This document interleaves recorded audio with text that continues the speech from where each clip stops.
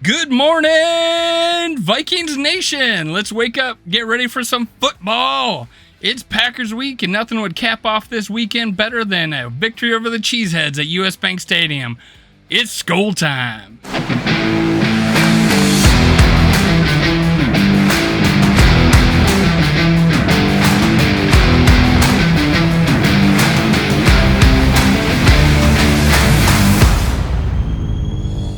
Gather around, SKOL brothers and sisters. This is SKOL World, brought to you by Minnesota Sports Talk. I'm your host, Dave. You can follow me on Twitter, TikTok, and Facebook at SKOL World.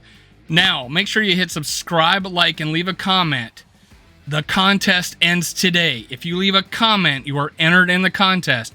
Go back and leave comments on all my other videos, and you'll be entered to win merchandise in the form of a gift card to a website of your choice. Do it now. Go back and comment on all my videos and enter my contest. Make sure you're subscribed and liked it, though. All right, let's get started. I'm here to talk about Vikings all day long. I am scheduling. I'm going to try to schedule one every hour up until game time. SKOL Vikings. This one is a good one. I'm going to talk about a guy who's got a lot of hype, who was expected to be a great tight end, had all the tools, his whole future ahead of him. You know the tight end. Oh, geez, that's the wrong tight end. It's Aaron Hernandez. I tried to find the most innocent picture of him. No, I'm talking about Irv Smith Jr., who I feel coming to the league whose complement was Aaron Hernandez. Obviously, he's playing in the Penal League right now, and for good reason. But Irv Smith Jr. was the same type of player coming out of college. Not only was he thought of probably better than Aaron Hernandez, because he had 16 yards a catch. Aaron Hernandez had like 12. Yeah, he had more catches at Florida. It's also catching from Tim Tebow, who couldn't throw it down the field. Irv Smith Jr. is playing with some really good wide receivers. So I would give the edge of coming out of college as being a tight end. They both were like 6'2". They weren't tall and lengthy, but had athletic ability. Irv Smith Jr. had it all coming out of college. We were hyped for it. He looked good. He looked decent year one. Went from 8 yards a carry to 12 yards a catch his second year. He was coming into the 2021 season. Everybody was talking about him. He no longer had to worry about Kyle Rudolph being ahead of him, because and I know Zimmer didn't like playing younger players. Freaking Kyle Rudolph, his last year with the Vikings, had 300 some yards. Irv Smith Jr. is better than that. He is, and KOC came from New England, right? At one point, he was a quarterback there. They knew how to use the tight end. Bill Belichick, KOC, Aaron Hernandez was used really well over there. Not that they crossed paths that well, but hey, KOC is a student of the game, and he sees Irv Smith Jr., and when asked, Justin Jefferson, what's the difference? What should we look for this year? And he said Swerve. Apparently his nickname's Swerve. Irv Smith Jr., Swerve, apparently, is the straw that stirs the drink. Like, this is the secret weapon. Justin Jefferson says this is the guy that's going to make a difference in our offense. I did a prediction that he would only catch 3 passes a day, only because I didn't think he would play a full complement of snaps, and they would ease him into the offense. He may even struggle with blocking, and I think because they don't want him to use his hands in blocking situations. So that's why I only picked 3 catches. But I do have this guy. Just if he stays healthy, and that's always the if he stays healthy, he's going to be a difference in this offense. latest injury being his thumb. Now, I always like to go back and tell you what we thought of him. What was thought of him coming into the league? We thought a lot of him. As fans, we thought, hey, this guy's a red zone threat, man. He's only 6'2", but he's a matchup nightmare, and that's what he was described as in college playing for Alabama. He was a matchup nightmare. Quote, unquote. Matchup nightmare. Now with the Vikings, can be the same thing. Imagine this guy going against linebackers all day. They're going to have to play nickel all day long with us. And we have a hell of a rushing team. We have a hell of a run first offensive lineman. They're very good at the run. We all know this. We got one of the best backfields in the leagues, if not the best. It's deep as hell. And they're going to have to play nickel all day long as he's on the field. They're going to have to match him up with a safety, whatever. They're going to have to play nickel all day long if they want to stop us, and we'll run it down their throat if they do. He is a matchup nightmare. The other teams know it. I mean, Justin Jefferson is a matchup nightmare. The two matchup nightmares in our game are Irv Smith and Justin Jefferson by far. Just to show you what he was coming out of college, height 6'2", 242 pounds, undersized. I think he got bigger. 31.5-inch arms, not the longest. 9.5-inch hands, pretty average. His 40-yard dash, 4.63, and that's what did it. He catches with his hands, so I'm not worried about that. Good route runner. Catches with his hands. Athletic, bench press 19. Not bad for a receiver. A receiving tight end. Now, one of the big things they talked about in the past couple of years is how much better he got at blocking. So don't expect him to just be a pass catching receiver or pass catching tight end. Justin Jefferson even said in his blocking ability was also made him a difference. This is Justin Jefferson talking up a tight end. Vertical jump 32.5, pretty dang good. Pretty dang good. Broad jump 110, pretty good. 3-cone drill 7.32, 20-yard shuttle 4.33. Those weren't elite, but still pretty good for a tight end. But I look at his 40-yard dash 4.63,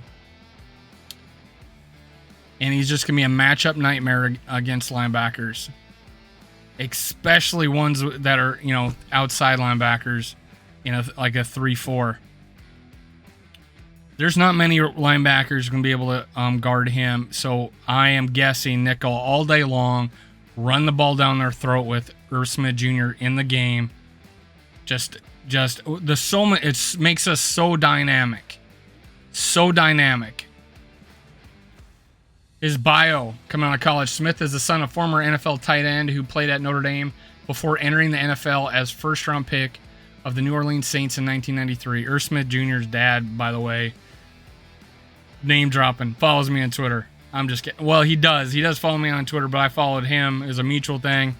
Happened like a year ago. I was really hoping that Irv Smith Jr. would take off. I was going to, Irv Smith, and I wasn't on YouTube yet, but Irv Smith Jr., his dad's pretty cool. He follows Vikings fans. He interacts with them.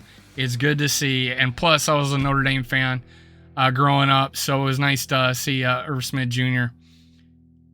Now, he was a Class 5A honorable mention, All-Louisiana pick out of New Orleans' Brother Martin High School before signing with the Tide as a 4-star recruit and top 10 tight end prospect nationally. Smith played as a reserve tight end as a true freshman in 2016, but did not catch any pass in 9 games.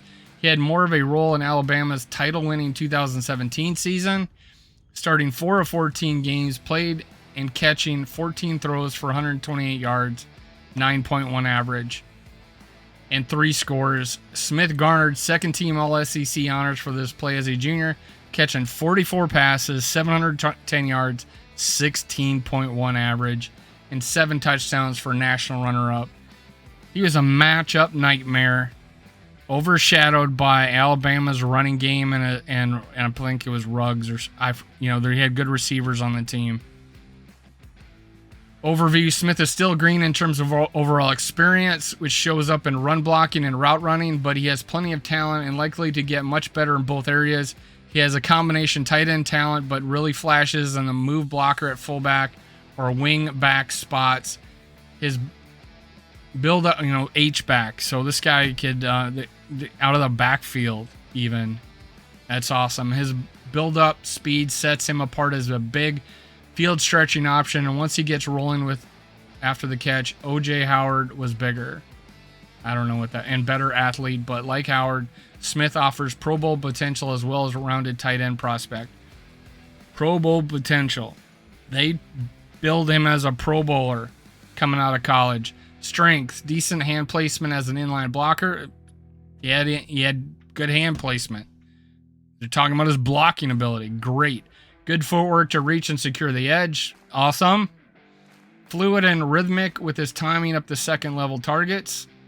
Affects lead blocker and the H-back or fullback. This versatility.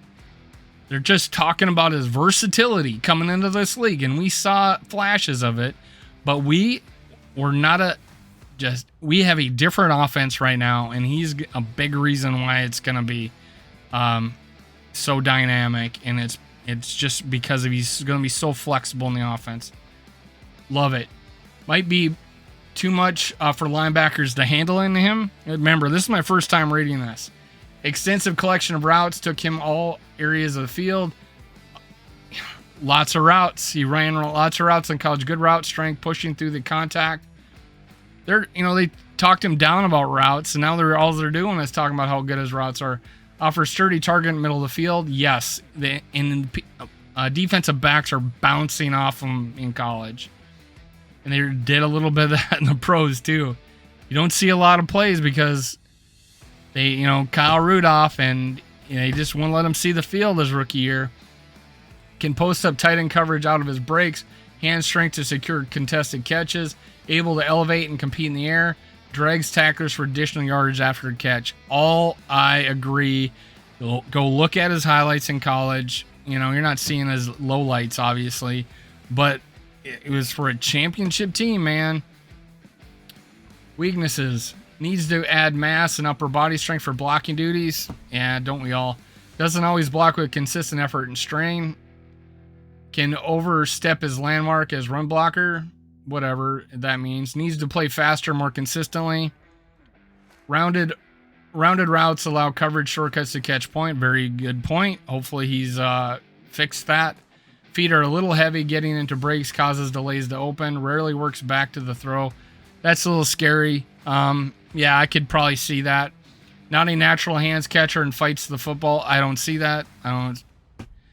He catches with his hands. I don't see any basket catches in any of his highlights.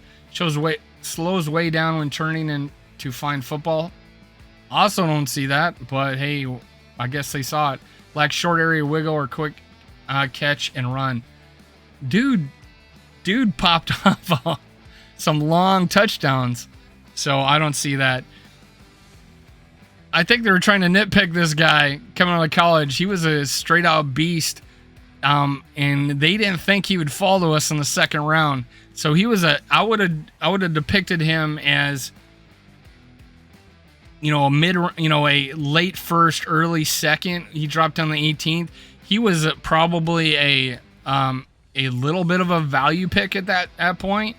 So we got good value at him at that point. And much like when we got Kyle Rudolph, he fell to us that far. And, this guy's playing for a contract, and I think the Vikings want to give him one if he can show he's healthy. They got rid of Zach Davidson. Nick Muse is the only other guy that probably be back next year. Ellison and Munt. Are they? Really? Muse probably. Irv Smith Jr., man, probably is going to re-sign. We probably can, put a, we probably could keep him from, he's going to be a restricted free agent. So, and we could probably franchise tag him, but do we want to pay him that much money? I don't know. We'll see. That's a lot of money on a franchise tag, especially with what tight ends are making nowadays. But, hey, Irv Smith Jr., all things look good. He's healthy. He's a full go. He's not even on the injury report. Awesome. At least at the time I recorded this. So, and the things that Justin Jefferson have said about him, KOC has said about him, other players have said about him, he is a matchup nightmare. Get used to it. The rest of the league. I'm trying to trade for him in my fantasy league. You know who has him? Yep. Rap from Purple Pocket Podcast. And he says, hell no, I'm not trading him. He has 3 tight ends. This is the 3rd one he drafted. Well, anyways, I'm negotiating. Hopefully I get it done. SKOL Vikings.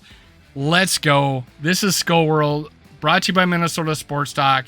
Remember to subscribe, like, and comment. Go comment on all my videos.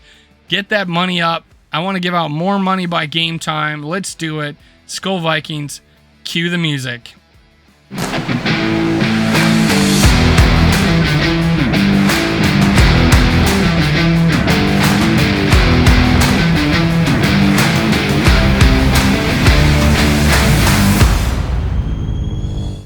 Thank you, Viking fans, for listening. Make sure you catch my other episodes. Also, make sure you subscribe, like, and leave a comment below. Thank you. Thank you. Thank you. SKOL Vikes.